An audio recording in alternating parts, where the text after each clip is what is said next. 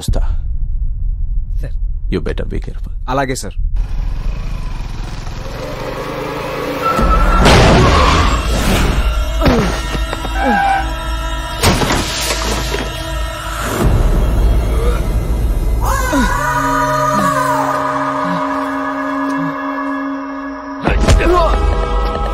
మమ్మల్ని మీడియాకి లాగుతావురా?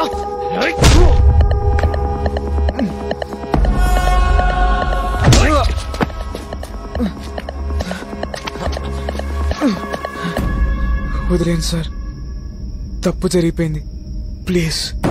సాఫ్ట్వేర్ అంటే సాధు జంతువుల నెలంతా పనిచేస్తూ హౌస్ లోన్లకు ఈఎంఐలు కట్టుకుంటూ వీకెండ్స్ లో ఫ్యామిలీతో ఎంజాయ్ చేయకుండా ఎందుకురా మాలాంటి మాఫియా వాళ్ళతో పెట్టుకున్నాం? క్షమించండి sir, please.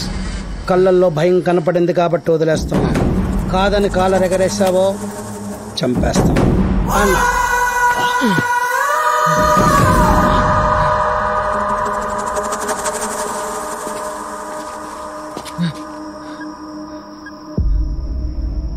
Hello Teja, Teja ఏంట్రా ఇలా కొట్టిసారంట్రా? ఆ కొడుకు లేచేలేపోయావా? ఓ పని అయిపోయేది. ఒకసారి ఫేస్బుక్ లో పెడితేనే సమస్య నా దాకొచ్చింది. నేను కొడితే సమస్య ఎండి గారి దాకా వెళ్తుంది. ఆయనకి నా వల్ల ఏ ప్రాబ్లం రాకూడదురా. నన్ను హాస్పిటల్కి తీసుకెళ్ళరా. పద.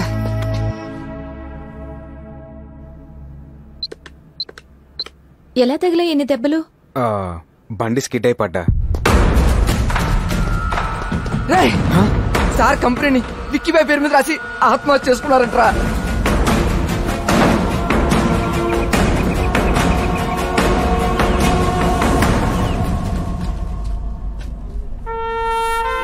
చూడరా, నువ్వు ఫేస్బుక్ లో పెట్టడం వల్ల ఏం జరిగిందో.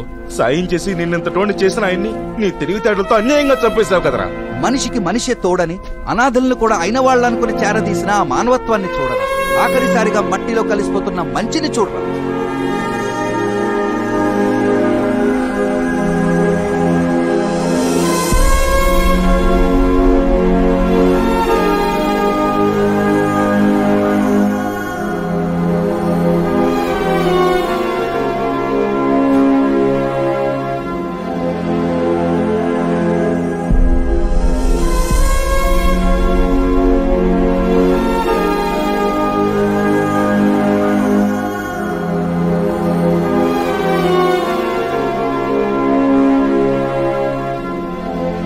క్షమించండి సార్. మీరు పోయినా మీ ఆశయాన్ని మాత్రం పోనివ్వను. ఈ కంపెనీ నిలబెడతాను. వీళ్ళందరికీ అండగా ఉంటాను సార్. మీ సీట్లో మీ అమ్మాయిని కూర్చోబెడతాను సార్.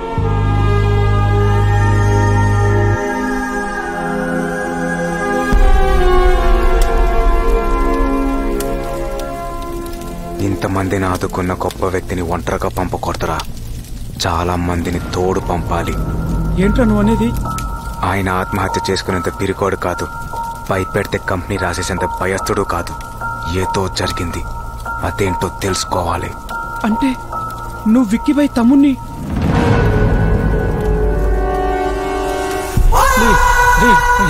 ఐడియాని షేర్ అడుగుతావా? నేను చెప్పద్దు, ప్లీజ్ ప్లీజ్ చెప్పద్దు, ప్లీజ్ ప్లీజ్.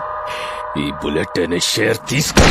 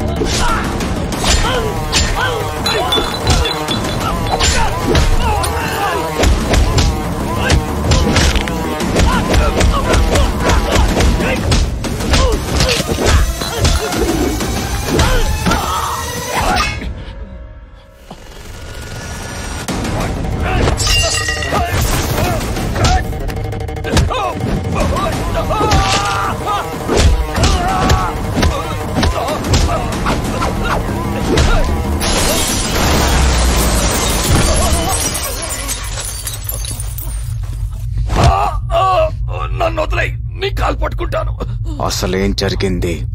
ఆయన ఎలా చనిపోయారో చెప్పు. చెప్తా, మొత్తం చెప్తా.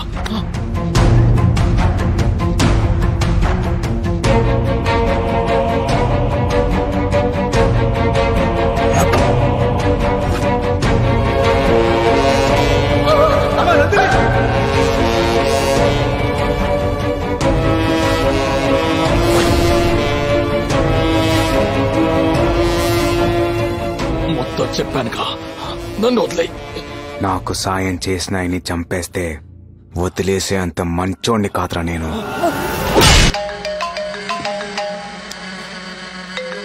ఫోన్ తీయవేంట్రా? చచ్చిపోతే ఎలా తీస్తాడ్రా? రేయ్, ఏం మాట్లాడుతున్నావు? నీ తమ్ముణ్ణి, నీ వాళ్ళని మొత్తాన్ని చంపేశా. ఎవడ్రా నువ్వు? ఇప్పటిదాకా నువ్వు చేసిన ధర్మాలన్నింటినీ ఎదిరించడానికి వచ్చిన ధర్మాన్ని, ధర్మాబాయినే. ఇక మీదట పేదోడికి ప్లాట్ఫామ్ ధర్మాబాయ్.com. విక్కీబాయ్తోనే ఇంత డేర్ గా మాట్లాడుతున్నావు. ఏంట్రా నీ power? Knowledge is my power, honesty is my character. ఇప్పటిదాకా నువ్వు ఆక్రమించుకున్న ప్రతి ఆస్తి నీతోనే వెనక్కి రాయిస్తా. అరవకో, హైదరాబాద్ నడి బొడ్డున నరికేస్తా. రా. వస్తారా? రా.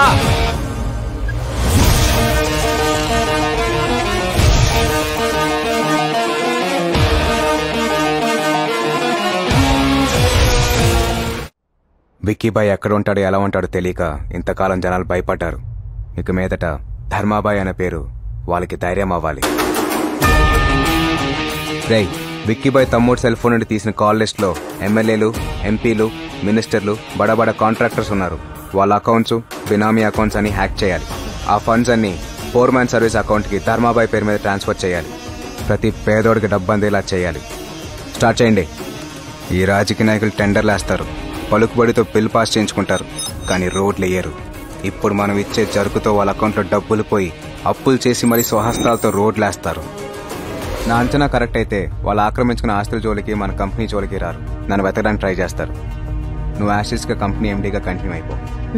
విక్కీబాయ్ ఇండియా రాగానే వాడు అకౌంట్స్, పాస్పోర్ట్ సీజ్ చేయిస్తా. డాన్ గా ఉండేవాడిని బఫూన్ని చేస్తా. నువ్వు ధైర్యంగా ఉండు. అలాగే. ఎరా అయిందా?